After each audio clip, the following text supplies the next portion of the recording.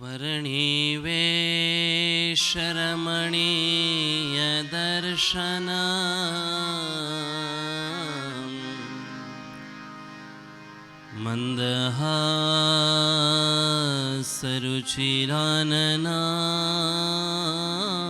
मन्दहासरुचिराननाम्बुजम्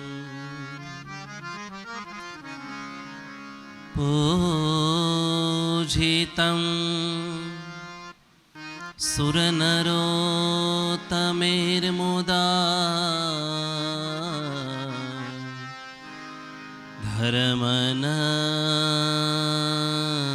धर्मनन्दनमहं विचिन्तये।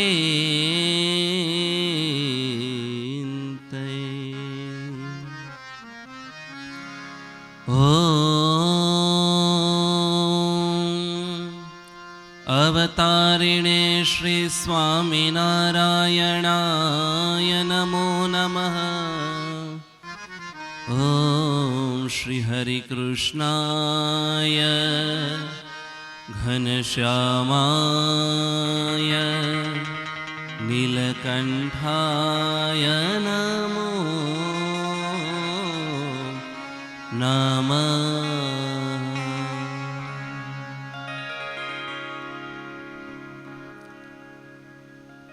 સર્વાવતારી પૂર્ણ પુરુષોત્તમ ભગવાન શ્રી સ્વામિનારાયણ જે ધરાને મહારાજે ખૂબ પાવન કરી છે એવી ધરા ઉપર આપણે સૌ કોઈ બિરાજમાન છીએ ત્યારે શ્રી લક્ષ્મીનારાયણ દેવ, શ્રી હરિકૃષ્ણ મહારાજ, શ્રી ધર્મભક્તિ વાસુદેવજીના સાનિધ્યમાં ચૈત્રી સમયા અંતર્ગત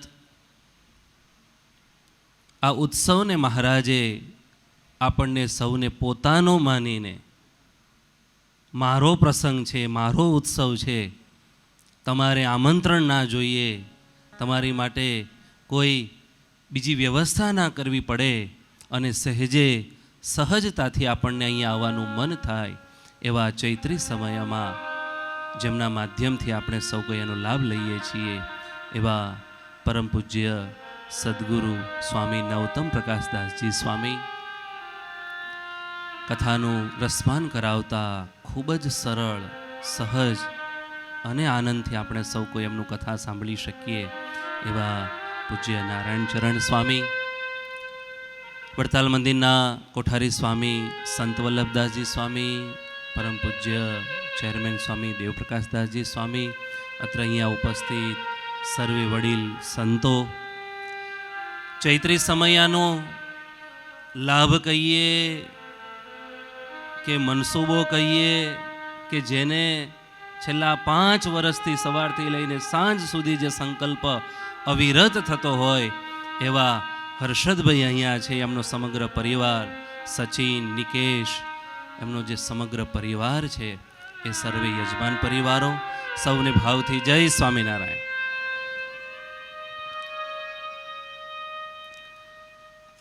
અમારા બધા સંતોમાં બધાય સંતોની રુચિ હોય, કોઈને ભજનની રુચિ હોય, કોઈને સત્સંગની રુચિ હોય.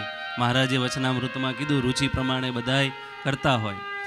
નવતમ સ્વામીને શાસ્ત્ર વાંચનની, યજ્ઞની, કથા શ્રવણની સૌથી વધારે રુચિ, એટલે એટલા બધા શાસ્ત્રો વાંચે અને એ શાસ્ત્રમાંથી જે કાંઈ ઇતિહાસ મળે, જે કાંઈ એમાંથી માખણ મળે એ બધાને પ્રાપ્ત થાય એવો એમનો આગ્રહ હોય છે. મને લાગે છે કે સ્વામીએ તો 18 પુરાણ વાંચ્યા હશે અને 18 પુરાણને વાંચવા એટલે 4 વખત PhD કરવું ને એવું છે. અહીંયા જે વ્યાખ્યાનમાળાઓ છે ગોઠવી છે એ વ્યાખ્યાનમાળામાં સંતોને માટે વિષયો હોય કે ભાઈ આ વિષય ઉપર સંતો બોલશે. તો 2-3 દિવસ પહેલા માનસ સ્વામીના માધ્યમથી આપણા જે 18 પુરાણો છે એ 18 પુરાણની અંદર એક સ્કંદ પુરાણ અને એક પદ્મ પુરાણ છે.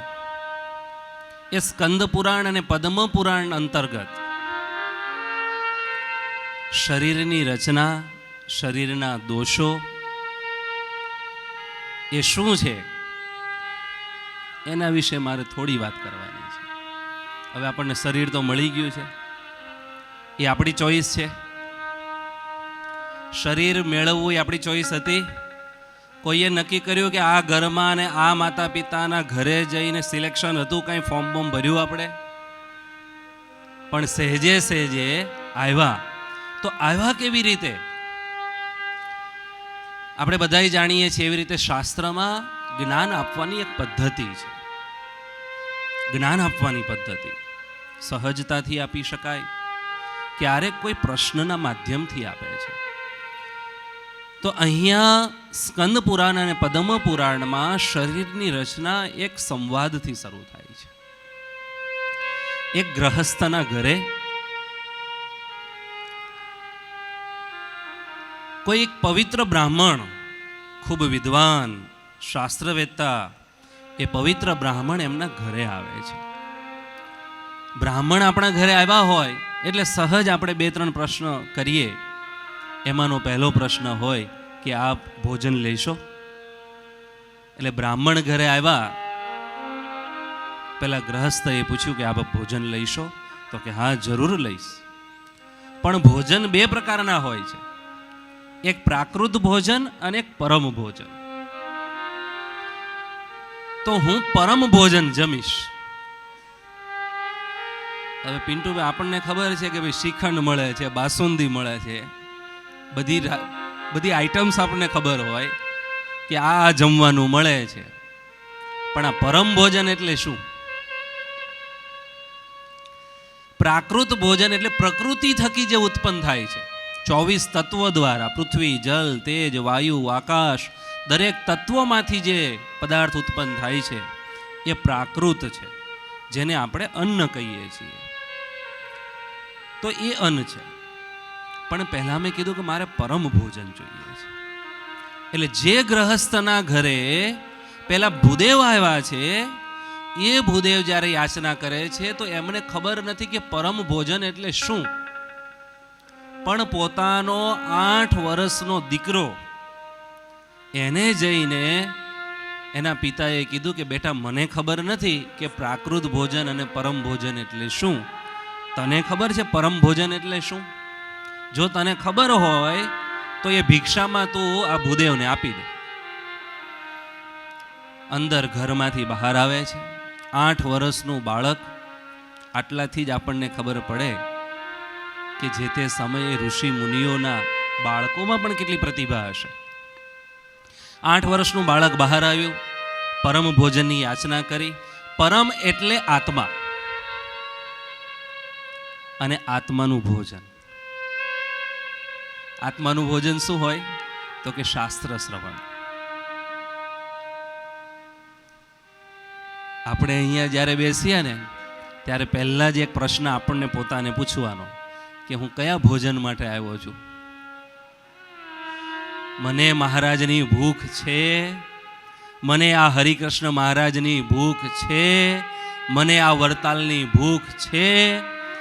તો અહીંયા કોઈ દિવસ તમે આવો, તમારા ચંપલ ઉતારો અને તમને કોઈ ખીજાય, કોઈ વઢે, કોઈ તમને બહાર કે અહીંયા નહીં ત્યાં મૂકવાના, તો સહેજે સહેજે આપણને મીઠું લાગે. પણ જો ભૂખ ના હોય, આ હરિકૃષ્ણ મહારાજની આ શાસ્ત્રની, તો છે ને ડાયજેસ્ટ ના થાય, અપચો થાય. અને પછી છે ને એની ગોળીઓ બધી ભયંકર હોય, ખબર ને? તો ડાયજેસ્ટ થવું એ આપણી ભૂખ ઉપર છે. પરમ ભોજનની વાત કરી, આત્માનું ભોજન, શાસ્ત્ર શ્રવણ.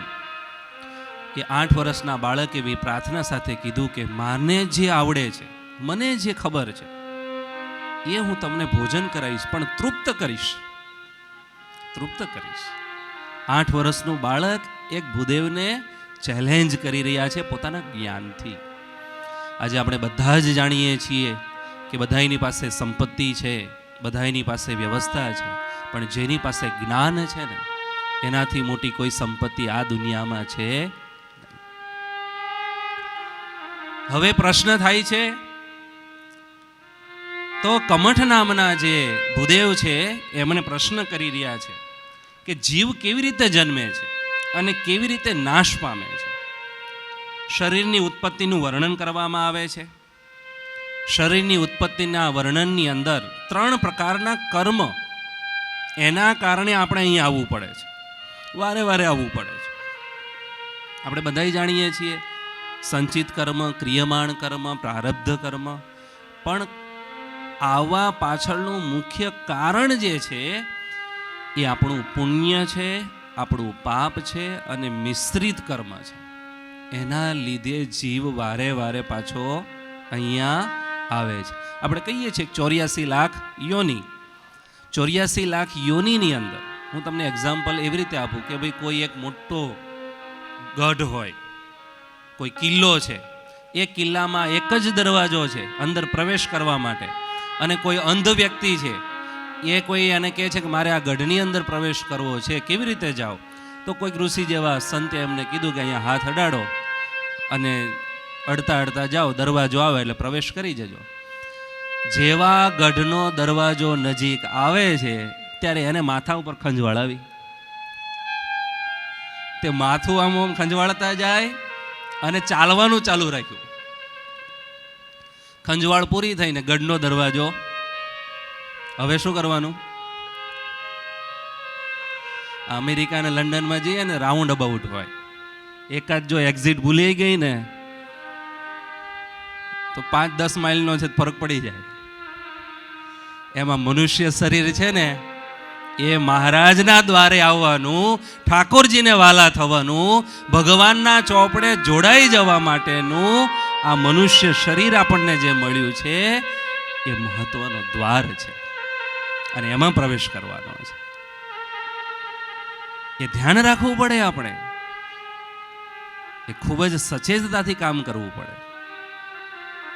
આપણે બધાય જાણીએ છીએ પુરુષ અને સ્ત્રીના માધ્યમથી, વીર્ય અને રજના માધ્યમથી જ્યારે જીવ ગર્ભની અંદર પ્રવેશ કરે છે, તમે જુઓ ગર્ભની અંદર પ્રવેશ કરે ત્યારે કઈ કઈ વસ્તુઓ સાથે હોય છે. અત્યારે એક બહુ મોટો સાયન્સ આપણે બધા જ જાણીએ છીએ, ગ્રહસ્થ માટે તો ખાસ ગર્ભ સંસ્કાર એ એક બહુ મહત્વની વસ્તુ છે. એની ઉપર જો વિચારવામાં આવે, ચિંતન કરવામાં આવે, મનન કરવામાં આવે તો આપણે આપણા બાળકને મહાન અને ઓજસ્વીને તેજસ્વી એક બાળકની ભેટ આપી શકીએ. સ્વામી વિવેકાનંદજી કહેતા હતા કે મને 100 નચિકેતા આપો. વિવેકાનંદ સ્વામીએ એક વખત પ્રવચનમાં એવું કીધું, મને 100 નચિકેતા આપો. હવે 100 નચિકેતામાં એક નચિકેતાની કથા છે, આપણે સમજી રાખવી પડે. ના ખ્યાલ હોય તો સાંભળી લેજો. તો કે હું દુનિયાનો નકશો બદલી દઈશ. તો એ જે નચિકેતાની વાત છે, એ નચિકેતા ગ્રહસ્થ પુરુષ અને સ્ત્રી એ રીતે જો પાલન કરે તો એમના ઘરે એક સરસ સંતાન પ્રાપ્ત થાય. તો શુભ અને અશુભ સંસ્કાર સાથે જીવ ગર્ભની અંદર પ્રવેશ કરે છે. પ્રથમ પહેલો જે મહિનો છે એમાં બાળક મૂર્છિત હોય છે, મૂર્છિત અવસ્થામાં. બીજા મહિને સ્થૂળ ભાવ, થોડોક એનો આકાર બને છે. ત્રીજા મહિને, ચોથા મહિને અને 5મા મહિને શરીરના અવયવોની રચના શરૂ થાય છે. અને 7મા મહિને ભોજન, પાણી માં જે ગ્રહણ કરે એ બાળક પણ પોતે ગ્રહણ કરવાની શરૂઆત કરે છે. અને 8મા અને 9મા મહિને પૂર્ણતા પ્રાપ્ત કરે છે, પૂર્ણ રીતે વિકસિત થાય છે. હવે સ્કંદ પુરાણ અને પદ્મ પુરાણની અંદર એક બહુ બેઝિક સાયન્સ છે. માતાના ગર્ભમાં જો બાળક વધારે પડતું ડાબી બાજુ રહે છે તો કન્યાનો જન્મ છે, અને વધારે પડતું બાળક જમણી બાજુ રહે છે માતાના ગર્ભમાં તો ત્યાં દીકરાનો જન્મ, એવું શાસ્ત્રમાં બતાવ્યું છે.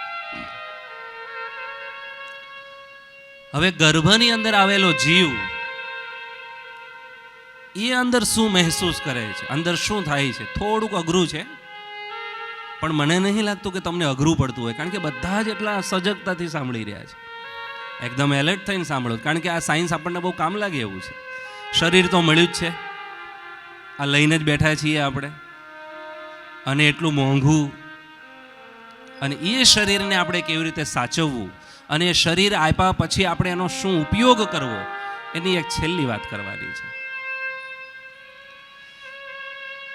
કોઈ લોખંડનો ઘડો હોય, એમાં કોઈ વ્યક્તિને તમે મૂકી દો, પછી નીચેથી તાપ કરો, તો અગ્નિ તાપ લાગે કે ના લાગે?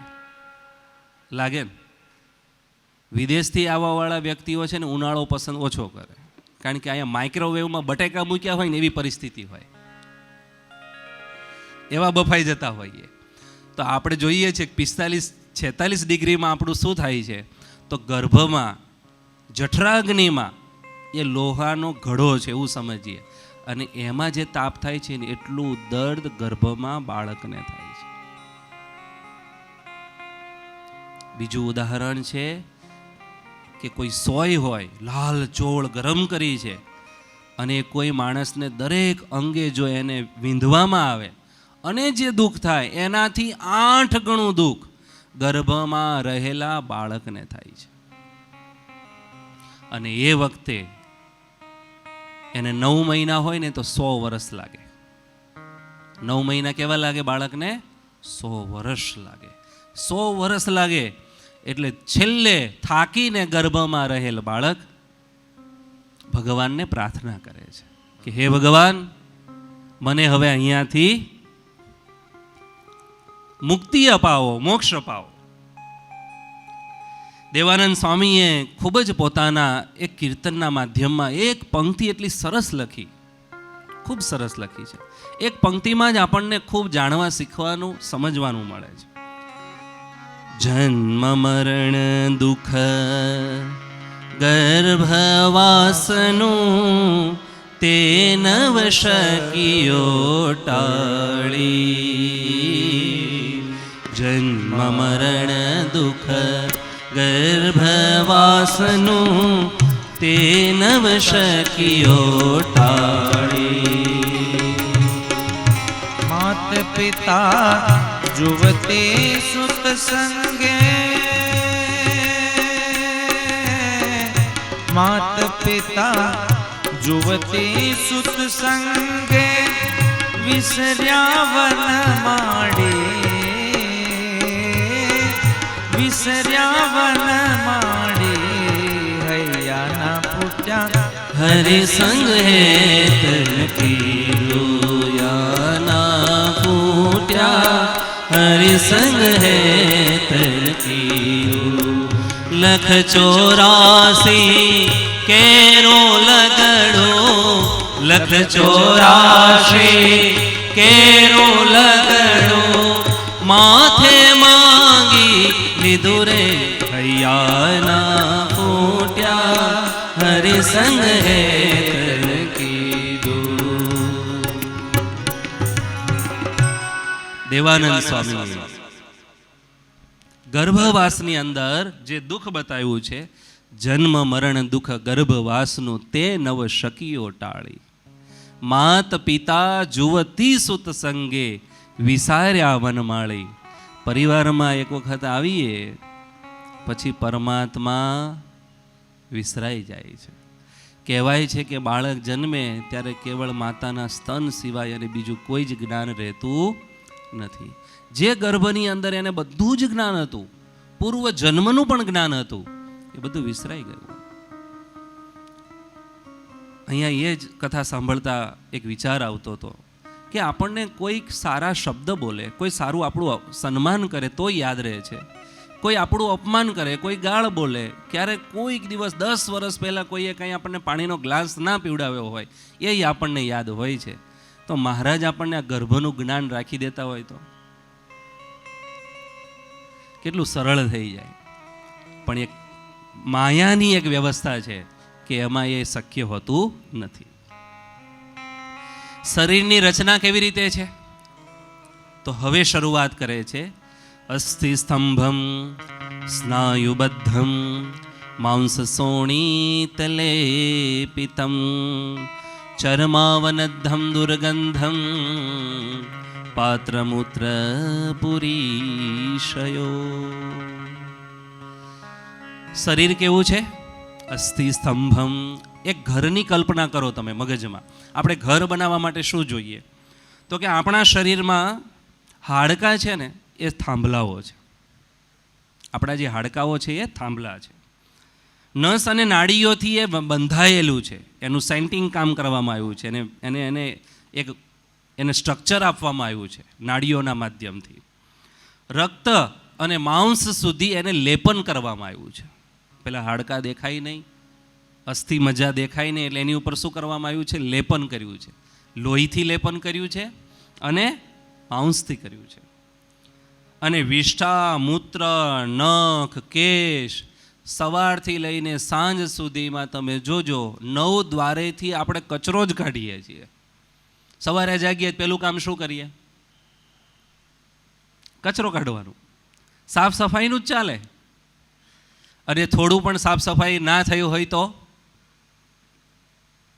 અઘરું થઈ જાય. જે શરીરમાં શંકરાચાર્યજીએ કીધું ને કે જે શરીરને આપણે પૂજીએ છીએ, અર્ચન કરીએ છીએ, વાલ કરીએ છીએ, જેની માયાથી જોડાયેલા છીએ, એ શરીર જેવું એમાંથી મૃત્યુ જીવ નીકળે એટલે તરત જ યાવત પૃચ્છતી ગેહે, કે તરત જ હવે ક્યારે કાઢવાના છીએ, શું ટાઈમ છે, કેટલા વાગે ભાઈ સ્મશાને જવાનું છે. જેને રાજા તરીકે રાખવામાં આવ્યો હતો, જેને પૂછીને બધું થતું હતું, બહુ અઘરી વાત છે. સાથે સાથે 7 ધાતુ બતાવી છે. યથા બ્રહ્માંડે તથા પિંડે એવું કહેવાય છે. તો 7 ધાતુઓ છે. 360 આપણા શરીરમાં હાડકાઓ છે. 360. શરીરની અંદર 3.5 કરોડ આપણે રૂવાડા કહીએ છીએ, વાળ કહીએ છીએ. પણ એમાં 2 પ્રકારના છે. સૂક્ષ્મ પણ છે અને સ્થૂળ છે. સ્થૂળ છે દેખાય છે, આપણા વાળ જે છે સ્થૂળ છે દેખાય છે, પણ સૂક્ષ્મ દેખાતા નથી. શરીર ઉપર 7 નાડીઓ છે આખા શરીરમાં મુખ્ય. 7 ચક્રો છે. આપણે બધાય જાણીએ છીએ કે 7 ચક્ર છે. 5 પ્રકારના વાયુ છે. એ 5 પ્રકારના પ્રાણ, અપાન, સમાન, વ્યાન, ઉદાન આપણે બધાય જાણીએ છીએ. એના જુદા જુદા કાર્યો છે. આ સાથે પદ્મ પુરાણની અંદર યયાતિ નામના રાજાએ પ્રશ્ન કર્યો, ધર્મસ્ય રક્ષક કાયો માતલે ચાત્મના સહ નાકમેશ ન પ્રયાતિ તન્મે ત્વમ કારણમ વદ. શરીરની રચના છે ને અત્યારે 2 રીતે કહેવાય. એક મોડર્ન સાયન્સ પણ છે, અત્યારે આપણે બધા જાણીએ છીએ એ રીતે. પણ મારી પાસે જે સબ્જેક્ટ છે ને એ સ્કંદ પુરાણ ને પદ્મ પુરાણનો છે. એટલે સ્કંદ પુરાણ ને પદ્મ પુરાણમાં જે સંતોએ મેટા કે ઋષિ મુનિઓએ જે હજારો લાખો વર્ષ પહેલાં જે રચનાઓ બતાવી છે, અને એ રચના ઉપર અત્યારના જે સાયન્ટિસ્ટો એને જેને સમજે છે, વિચારે છે, એમાં એ શોધખોળ કરે છે, એ પ્રમાણેની રચનાઓને આપણે જોઈ રહ્યા છીએ. તો હવે પ્રશ્ન છે કે જે શરીરથી ધર્મનું પાલન કરી શકીએ છીએ, તો એ શરીર વતે કેમ સ્વર્ગમાં ના જવાય? આ શરીર સાથે જ કેમ ભગવાનના ધામમાં ના જવાય? મહારાજભાઈ આવી રીતે ને આવી રીતે જવું છે. ફ્લાઇટમાં આપણે બેસીએ છીએ કે નહીં બેસતા? હવે મંગળ ઉપર તૈયારી ચાલે, ચંદ્ર ઉપર જવાની તૈયારીઓ ચાલે, તો જવાય છે કે નહીં જવાતું? વધારે ફ્યુલ લઈ લો, વધારે થોડા પૈસા લઈ લો, પણ સ્વર્ગ સુધીનું થોડું કંઈક વ્યવસ્થા કરી શકાય. પણ એ વ્યવસ્થા એટલા માટે નથી કે સ્વર્ગની અંદર 5 જે તત્વો છે, પૃથ્વી, જળ, તેજ, વાયુ ને આકાશ, એ 5 તત્વ એક સાથે રહી શકતા નથી. અને આપણું જે શરીર છે ને એ 5 તત્વ એક સાથે રહી શકીએ ત્યારે જ શરીર બને, એ સિવાય શરીર ના બને. અને જેવી જર્જરા અવસ્થા થઈ જાય, વાસાંશ જીર્ણાની યથા વિહાય નવાની ગૃહણાતિ નરો પરાણી તથા શરીરાણી વિહાય જીર્ણાન યન્યાની સંયાતિ નવાની દેહી. જેમ તમારા વસ્ત્ર જીર્ણ થાય અને આપણે નવા વસ્ત્ર પહેરીએ છીએ, એવી રીતે આપણો આત્મા એ શરીર જીર્ણ થતાં તરત બદલે છે, શરીર બદલે છે. હવે વાત આવે છે આ શરીરની સાર્થકતા. આપણી પાસે સારામાં સારી મોંઘી ગાડી હોય, સારામાં સારી, એ મોંઘી ગાડી તમે ઘરે રાખો, એને સરસ ધોવડાવો, એને ચોખ્ખી રાખો, વારે વારે એનું મેન્ટેનન્સ કરો, પણ તમે એમાં ટ્રાવેલિંગ ના કરો તો એ ગાડી તમને કોઈ કામની ખરી? આપણને કામની ખરી? હે? ઘણા નથી કહેતા ધોળો હાથી બાંધ્યો છે, મેન્ટેનન્સ વધારે આવે, બહાર જાય તો કે 3ની જ એવરેજ આવે છે, 4ની જ એવરેજ આવે છે, તો દુઃખ થાય કે નહીં? તો આપણું જે શરીર છે ને, એ શરીર પરમાત્માએ આપેલું છે, પણ એ શરીર વતે જો પુણ્ય કર્મ ના થાય, સારું કર્મ ના થાય, તો એ શરીરની કોઈ મહત્તા રહેતી નથી. એટલે યત પ્રાતઃ સંસ્કૃતમ ચાન્નમ સાયં તચ્ચ વિનશ્યતિ તદીય રસ સંપુષ્ટે કાય કા નામ નિત્યતા. છેલ્લું એક્ઝામ્પલ, સવારે આપણે જે અન્ન તૈયાર કરીએ છીએ એ સાંજ થાય ત્યારે શું થાય? ઉતરી જાય ને. શાક ખવાય સવારનું બનાવેલું સાંજે?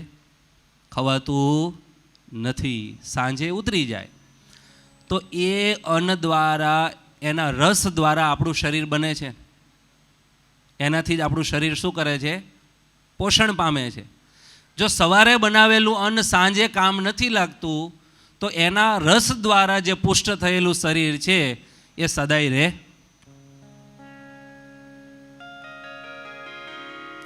આ ઘર નથી તમારું, મહેમાન છો પ્રભુના, આ ઘર નથી તમારું. મહારાજે વચનામૃતમાં કીધું કે આજ ઘડીએ ને આજ સમયે જતું રહેવાનું છે. અને ઘણી વખત છે ને તમારા ગામનું સ્મશાન જોઈ આવવાનું. હા, જ્યારે નવરા બેઠા હોઈએ ને આપણે, અમે જઈએ વારે વારે, વડતાલ અમારું છે ને જોવા, કે અહીંયા જ આવવાનું છે. આપણું સ્મશાન હોય ને એ જોઈ આવવાનું, અને બહુ સમય એમ લાગે ને તો 1-2 સારા વૃક્ષો વવડાવી દેવાના ત્યાં થોડું દાન કરવાનું આપણી સ્મશાન ભૂમિમાં, કારણ કે છેલ્લે ક્યાં જવાનું છે? ત્યાં જવાનું. અને વિચાર આવે જો આપણને, તો કોઈનો પણ આપણે કોઈનું અપમાન ના કરીએ, બધાયમાં ભગવાન જોઈએ, બધાયમાં આપણને સારો ભાવ થાય. વાલા ભક્તો, આપણે જાણીએ છીએ એમ શરીર માધ્યમ ખલુ ધર્મ સાધનમ. આપણે જો કાંઈ પણ ધર્મ કાર્ય કરવું હોય તો શું જોશે? શું જોશે? શરીર જોશે. એટલે એક નાની એવી ભલામણ, સવારે જાગીએ ને, આપણે બધાય માળા ફેરવતા હોઈએ, ભજન ભક્તિ કરતા હોઈએ, મંદિરે આવતા હોઈએ, પણ ખાસ મહારાજશ્રી પણ અમારા સંતોના સ્વાસ્થ્યની ચિંતા કરે. એક સંત કોઈ દિવસ ક્યારેક કોઈક બીમારીના લીધે જો ધામમાં જાય તો મહારાજશ્રીને ખૂબ દુઃખ થાય, અને નાની ઉંમરમાં કોઈ સંત ધામમાં ગયા હોય તો વધારે દુઃખ થાય. કારણ કે એક સંતને તૈયાર થતા, એક સંત આપણા સંપ્રદાયમાં સારી સેવા કરે ત્યારે 20-25 વર્ષે માંડ એ સરસ સંત સારી સેવા કરી શકતા હોય છે. અને અચાનક જો કોઈ સંત ધામમાં જાય, એમ અચાનક કોઈ જો હરિભગત ધામમાં જાય તો બહુ ખરાબ. એટલે પહેલામાં પહેલું એક, આપણા શરીરનું સ્વાસ્થ્ય સાચવવું, સવારે એક્સરસાઇઝ કરવી, આહાર ઉપર ધ્યાન રાખવું, વિહાર ઉપર ધ્યાન રાખવું. સવારે જાગીએ મન એકદમ પવિત્રતાથી ને શરીરની એક્સરસાઇઝ નાની મોટી કરીએ ને પછી જો પૂજા કરીએ ને તો એનો આનંદ પણ આવે અને ભગવાન પણ ખૂબ રાજી થાય. અને મહારાજ આપણને કહે છે, કોઈએ આપણે સ્વર્ગમાં જવાની ઈચ્છા નથી, બધાને અક્ષરધામમાં જવું છે ને? ક્યાં જવું છે? સ્વર્ગમાં કોઈને જવું નથી, બધાને અક્ષરધામમાં જવું છે ને? પણ મારી એક વાત છે કે તમે બધાય હા પાડશો, અહીંયા તો સ્વર્ગ ઊભું કરાય કે ના કરાય? કરાય કે ના કરાય? હે? તો સામે લાડવા હોય અને ખાઈ ના શકો તો? હરિસ્વરૂપ સ્વામી મેમનગરવાળા સ્વામી ગુરુ કે પહેલાંના સમયમાં શેઠિયાઓ ખાખરામાં લાડવા ખાતા હતા, હવે એવું થયું છે કે ખાખરા ચાંદીના સોનાના વાસણો ખાવા, એની અંદર ખાવાના ખાખરા, ખાખરાના પાનમાં લાડવા ને એવું ખવાતું હતું, અને હવે સોના ચાંદીના વાસણ થયા અને ખાવાનું શું? ખાખરા. એટલે મહારાજ છેલ્લે આપણે ઠાકોરજીના ચરણોમાં પ્રાર્થના કરીએ, તમારા બધાયનું શરીર ખૂબ સારું રહે અને શરીરના માધ્યમથી ભગવાનને રાજી કરીએ, ઠાકોરજીને રાજી કરી શકીએ. અને આ શરીર ભગવાનના ઉપયોગમાં જો આવી જાય તો ભગવાને આપેલું આપણને આ જે કાયા, આ ચાદર, એ ભગવાનને આપણે અર્પણ કરી કહેવાય. અસ્તુ. જય સ્વામિનારાયણ.